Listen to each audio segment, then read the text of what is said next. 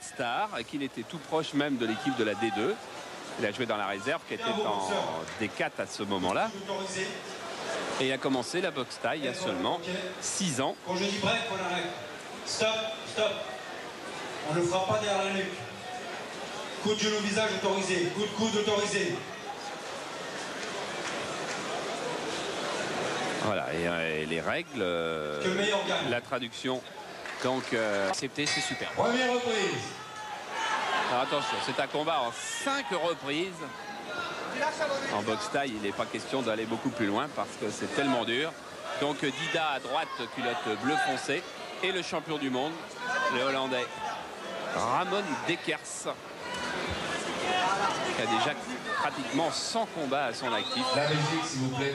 Et beaucoup de KO, notamment acquis durant les premières minutes des combats, car Ramon Dekers est réputé pour avoir un punch très puissant, surtout dans les 2 premières reprises. Et c'est maintenant tout de suite que Dida doit extrêmement se méfier. Alors, on explique sur fond de musique thaïlandaise, comme à Bangkok, comme dans les plus grands centres de boxe thaï, vite un petit aspect sur les règles quand même, Jean-Paul. On peut frapper. Donc. Alors les règles. Alors là, on le voit, on peut frapper dans les jambes. Ils n'ont aucune protection aux pieds, aucune protection sur les tibias. Donc on frappe généralement avec les tibias sur les cuisses pour faire très mal donc à tout ce qui est support et base du boxeur. Ensuite, on peut donner donc des coups de genoux, on peut saisir, on peut projeter l'adversaire au sol comme en judo. On peut également utiliser toutes les techniques de la boxe anglaise, les techniques de poing traditionnelles. Donc ça nous donne une boxe, un combat total. Voilà, ça par exemple, c'était un superbe coup de pied aux jambes. Alors il y a tout un système de blocage bien évidemment sur ces low kicks, les coups de pied dans les jambes. Et il faut donc monter la jambe plus vite que l'adversaire pour bloquer avec le tibia. Alors on imagine le choc que cela donne, tibia contre tibia, c'est extrêmement douloureux, mais ils sont préparés bien entendu à subir de tels assauts.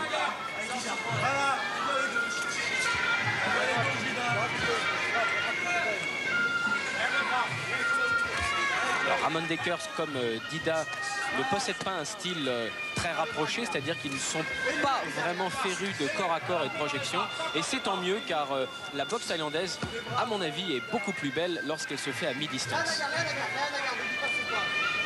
Là, pour le moment, on est encore dans une phase de préparation, avec beaucoup de coups de pied, peu de coups de poing.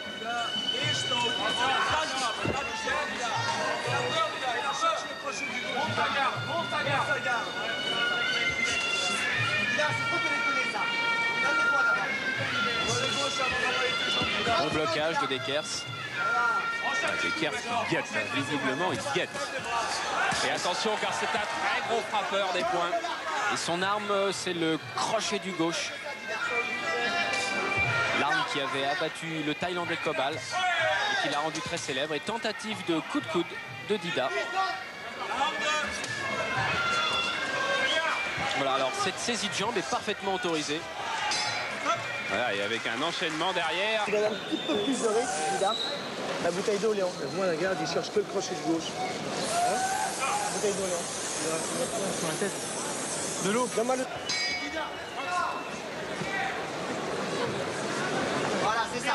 Comme ça. Maintenant, le combat va certainement prendre un peu plus de rythme. Les 2 hommes se sont testés, ils se connaissent bien. Hein. C'est deux des plus grands de la boxe thaï qui sont sur le ring de Levallois ce soir.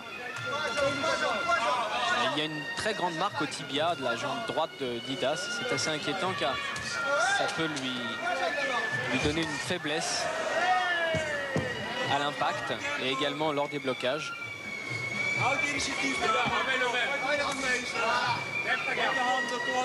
Ces échanges de coups de tibia dans les cuisses, c'est très très douloureux. Hein. Vraiment, c'est parce qu'ils sont préparés qu'ils ne flanchent pas. Mais on se rappelle très bien des béquilles qu'on se donnait quand on était gosse dans la cour de l'école. C'est exactement ça, hein.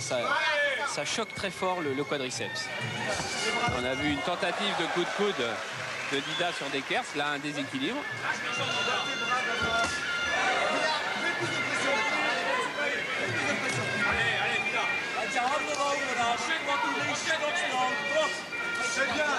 Très belle esquive du Français. Coup de pied direct. Coup de pied direct, beaucoup utilisé par Dida pour tenir Dekers à distance. C'est un bon moyen de cadrer également.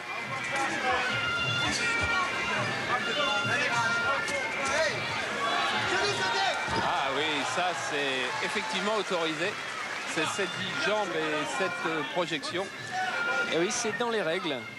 Alors ça fait pas grand mal, mais psychologiquement c'est toujours délicat de se retrouver au sol avec son adversaire glorieux.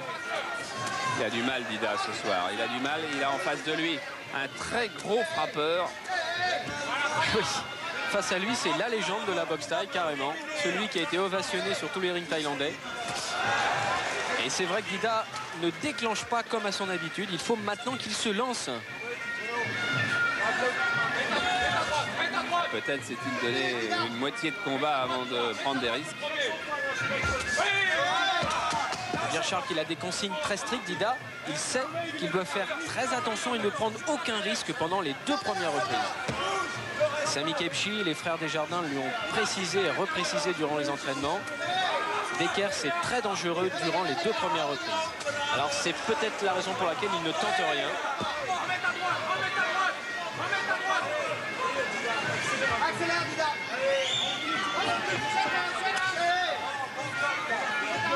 Il devrait plus utiliser son point avant et sa jambe pour tenir le Hollandais à distance.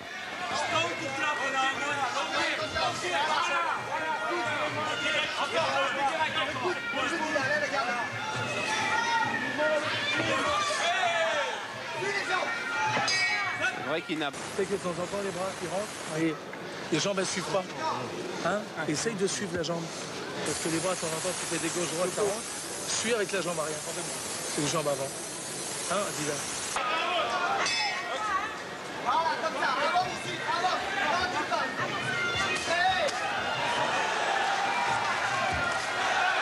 Voilà, ça y est, le combat, je crois, va démarrer pour de bon maintenant.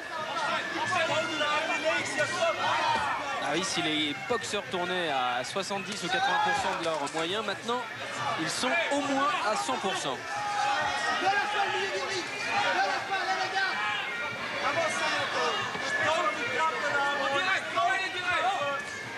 Ramon Decker qui prépare son crochet du gauche.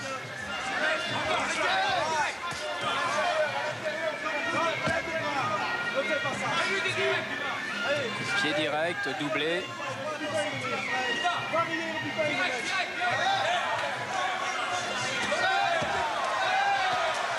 Ça, c'est ce que Dida doit faire plus souvent.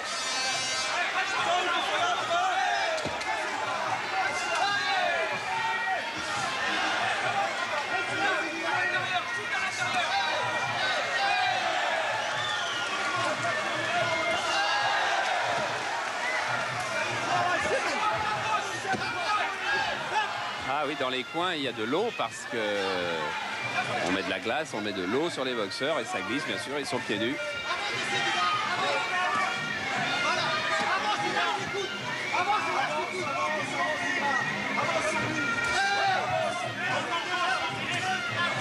Et le kick très puissant de Dekers.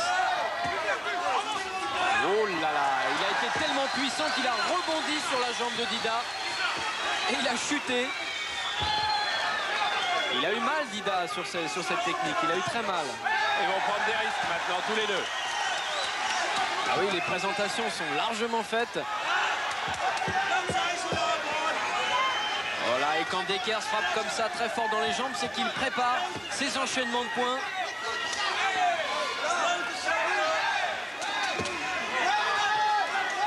Ah, attention, blessure, non, de Dekers. Et si c'est l'arcade qui s'est rouverte, le match n'ira pas à son terme. Blessure de Dekers, coup de théâtre. Voilà, c'est au front, la blessure va être difficile à arrêter.